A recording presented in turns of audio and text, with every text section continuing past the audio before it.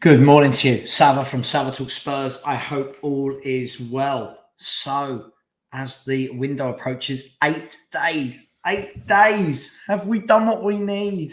I really don't think we have. But let me try and start upbeat and positive. Getting quite bored of toxic positivity, but let me try it for once. What did I want to talk to you about today? My daily thought. So first and foremost, I wanted to talk to you about a player that we seem to be linked with every window. There's always a couple, isn't there? And it looks like it's back. And it looks like it's Adama Traore. Lots of reports now saying that Adama Traore is going to be our signing to replace Brian Hill and to complement our forwards. So first and foremost, hello to you all. Please put in the comments, tell me, what do you think of this? Before we go deep into Adama Traore and what he is, what type of player he is and his stats, what do you all think before I give my piece? Adama Traore, is he that Spanish sensation that played for Barcelona? Is he an underwhelming winger that hasn't settled anywhere? What do you guys think? What does he bring? Where would he play for Tottenham Hotspur? Now, when I look at this, we could break this down in a number of ways. I suppose Adama Traore, you could say, is versatile and could play emergency through the middle, more than likely off the right-hand side, replacing Kulusevski during games or for rotation. And as suggested last window, and maybe again this window, could he be the answer to the right wing-back problems? He's pacey, he's powerful, he can beat a man. I don't think any of that is in doubt. Anyone who says he can't is just lying. Those three things he has in abundance. The ability to beat a man from a standing start as well, he has. The question mark will come, as with everybody who talks about Adama Traore, what's his output? Is there end product? And this has always been dangling over him throughout his entire career.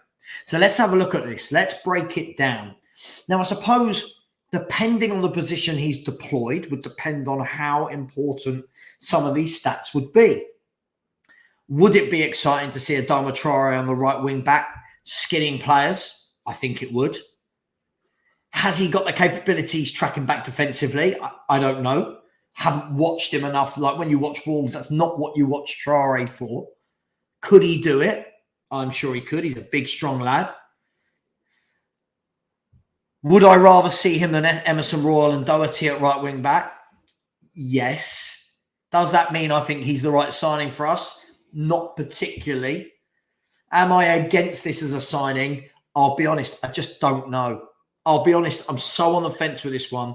I feel like it's another panic. I feel like it's another one of those ones where rather than going out and giving the manager who he wants, we're now looking at players that we could squeeze into being a right wing back rather than actually going and buying a right wing back. It feels very strange, but just before we go into his stats, it feels strange, doesn't it, boys and girls? It feels really strange that this right wing back position there seems to be no real plan there. You've got Doherty, who was bought in the Jose era, who did well when he got a run of games last year. Not got a lot of pace. He's not dynamic, but he does some good bits. Emerson Royal, probably better as a right back defensively. Ineffective really going forward. Can't really beat a man. Not my favourite player, as people know. You've then got Jed Spence. Jed Spence, the whole, we wanted to sign him since January. Everyone's saying Conte wanted him. Then Conte comes out and basically poo-pooed that idea and was like, this is a club signing, but I gave it the green light. We've not seen him in the squad. He's not started games. I don't think he's going to start many. He's got that pace. He looks like he's got that power to beat people. Another one with not great stats throughout his career. But again, he's still very young. Rumours that he's fallen out with people at the club already. Again, rumours are dangerous, but there's just something going on there. Now chucking the fourth option. People talking about Lucas Moura that could go and play right wing back. Lucas Moura, as we know, very much an attacking player that's played through the middle and deployed off the right. had some very good seasons early on in his Spurs career and has really tailed off in the last 3 years, averaging 3 goals a year for the last 3 seasons. You never know what you're going to get with him. Sometimes he dribbles with the ball and he looks exquisite. Most of the time he dribbles with it and he looks like a drunk in an alley and doesn't quite know what his next step is going to be. So that's 4 options at right wing back. If we buy Adama Traore, is that a 5th option? So all of this is food for thought. I just don't know what to make of it, if I'm honest. I don't know what the plan is on that right-hand side. Because for me, I would have got rid of most of them and bought in a proper right wing back. Like a Singo. Yeah, like a Dumfries.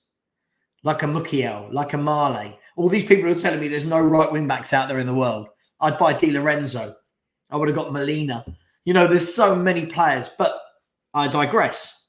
So now let's look at the man himself. Adama Traore. Adama Traore, I just did a little bit of work homework on him. Adama Traore has played 324 senior games in his career and has scored 27 goals. So by that, what that's telling us is you're not expecting a huge goal output from Adama Traore. That's not his game. You can see that. He's 26 years of age. He's nearly 27. You can see that with all the will in the world. I'm not being negative. I'm being honest. He is not a goal scorer. 27 goals in 324 games. Not the best. What's even more worrying for me is when I look at his last 5 seasons. In his last 5 seasons since he's been in England, he's got 14 assists. So he averages 2.8 assists a season. Now, we can break these stats down whichever way you want. And this is the problem with stats. Yeah, you can use them for good. You can use them for bad. But do they always tell the truth? Not in all instances. You could look at it this way and go, all right, he's just not very good at assisting. You could say, well, he's played for lower level teams that don't score a lot, which is why he's not assisting. You could say that put him in a Spurs team where he's got Kane and Son and Kulu, he would assist a lot more. So there's lots of ways to break that down. But on the cold front, when you look at it, 324 games, 27 goals, and only 14 assists in 5 years in England, it doesn't scream to me that this is again, I'm going to use that word, the ambition and the quality.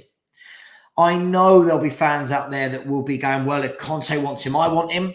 Sorry, I've got my own mind. I don't really subscribe to that with all of these signings. I don't know where I sit with this guy at the moment. I feel like, can he be exciting? Yes. Is he what we need? I just think we need better. But there will, of course, be fans just going, yeah, another signing, great window. We signed 8 players. We'll see. You know, he's played for Barcelona, Wolves, Villa, Borough, never really set it alight anywhere. So, look, we'll see. But tell me, put your notes in. What do you think? Adama Traore, yes or no? Is he a goal scorer? Does he assist a lot? Yeah. Will he play right wing back? Will he play right wing forward, so to speak? Tell me, guys, what do you make of Adama Traore? Second thing I wanted to talk to you about today was I heard some mumblings yesterday. Again, I don't know if they're true or not, that a lot of the 150 million that everyone got really excited about at the beginning of the window for no reason, because they didn't say it was for transfers. A lot of that money apparently is going into the women's setup at Spurs for new infrastructure. That's what I'm hearing. Just saying. I don't know. Has anyone else heard this? Is this the truth? Is this what we're going to do? I don't know.